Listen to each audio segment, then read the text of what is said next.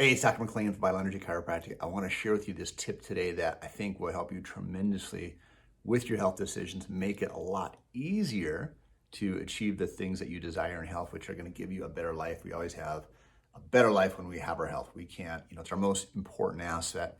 It's the most expensive thing to try to recover. If you lose your health, sometimes you can't. But it's also the most important thing, no matter how much money you have or how much time you have, you can't enjoy it if you don't have your health.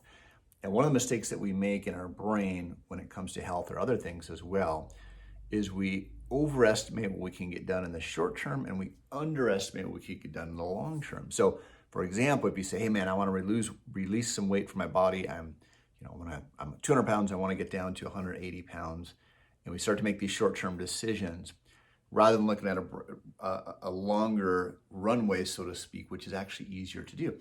So let's take the example of releasing weight. Instead of looking at it over a day or a week, let's look at over 30 days or 60 days or 90 days. So if you say, okay, I know one of the things I have sandwiches every single day, or I eat cereal every day, or I eat a lot of sugar, and I can totally cut out sugar. That's going to really help me. Well, that probably would, but that's going to be hard to do in the beginning. So instead, what if you say, okay, bread, I know bread's not good for me. It's a grain, it's a sugar.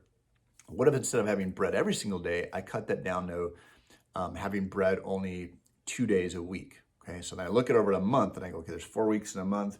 I have 8 days that I can have bread. Or the same thing, you can apply that to anything, right? So now instead of looking at going, oh, I can't have bread today, I can't have bread today, you can go make a decision. Okay, if I have bread today, that means today is Wednesday. I still have the rest of the weekend to have bread. I can have a sandwich on Friday or Saturday. It just changes your thinking a little bit. It gets much, much easier.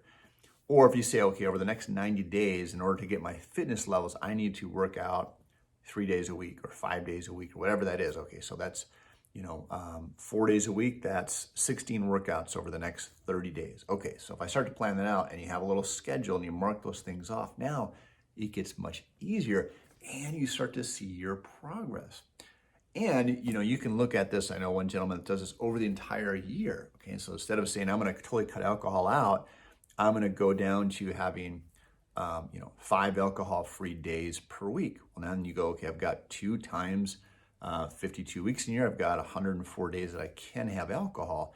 Again, it just opens up and it makes it much, much easier. We're focused on what we can do versus what we can't do. So I think this can be really beneficial. Again, you can do this with fitness. I've done it with a lot of different things and it's working really, really well for me. And again, it makes you think more in the long term and it makes it much easier to make your daily decisions. So if you want help with this, let me know, but it's been super helpful to me. And I think it's going to help you make much better decisions when it comes to your health.